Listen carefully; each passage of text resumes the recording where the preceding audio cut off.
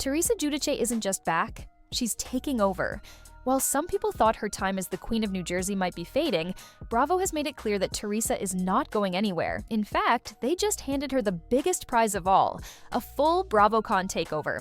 Every panel, every spotlight, every big moment of BravoCon 2025 seems to have Teresa's name written all over it. She's the only New Jersey cast member who is scheduled for official programming every single day of the convention, and that is no small deal. The message here feels loud and clear.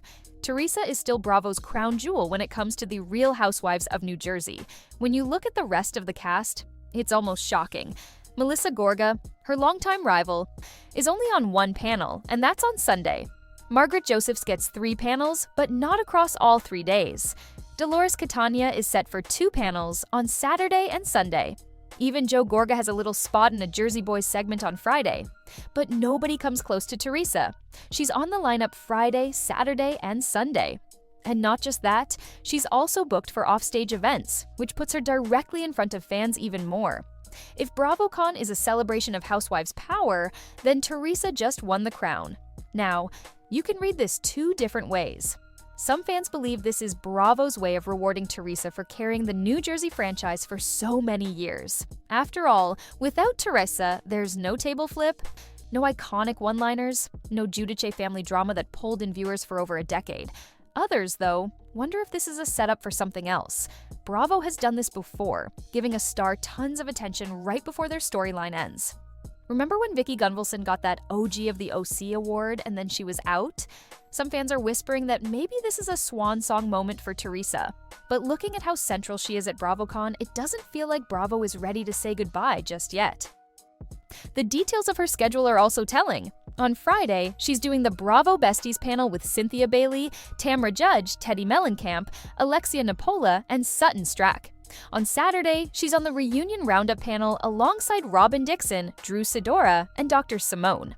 Then, on Sunday, she's part of the Next Gen NYC panel with Ariana Bierman, Kim Zolciak, and even her own daughter, Gia Giudice. That lineup shows Teresa across different groups and franchises, meaning Bravo wants her front and center with not just Jersey stars, but housewives from across the board.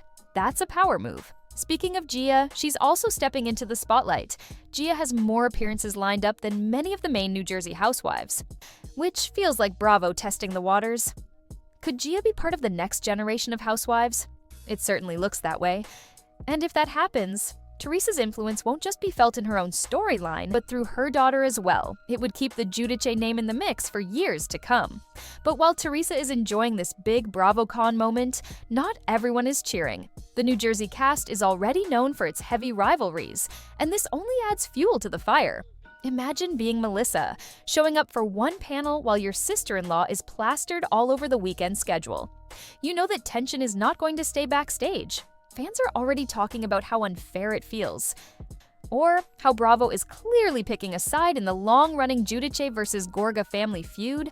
And honestly, Bravo probably loves that. Controversy equals ratings. Gia also added to the drama recently when she spoke out about her dad, Joe Giudice's boxing match against Antonio Sabato Jr. She claimed the fight was rigged, saying her father was set up to lose. She pointed out that Sabato trained in LA for months, while Joe couldn't even train in the United States because of his deportation. Even though she admitted it was just a celebrity boxing match, Gia stood by her father and praised him for competing at 55.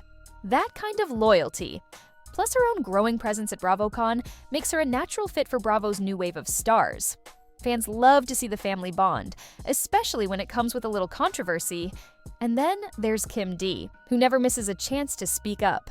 She recently reminded everyone that she doesn't start drama, but she sure knows how to finish it. She even hinted that she'd be willing to step behind the scenes as a producer to whip the New Jersey cast into shape. Whether she's angling for a return or just making noise, her comments show that the world around Teresa is always swirling with opinion, drama, and shade.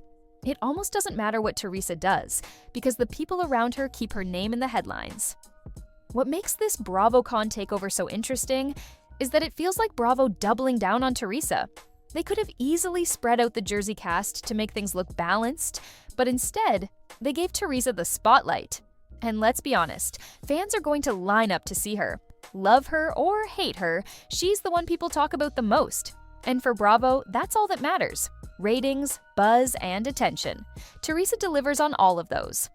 So, is this a reward? Or is this Bravo setting her up for something else?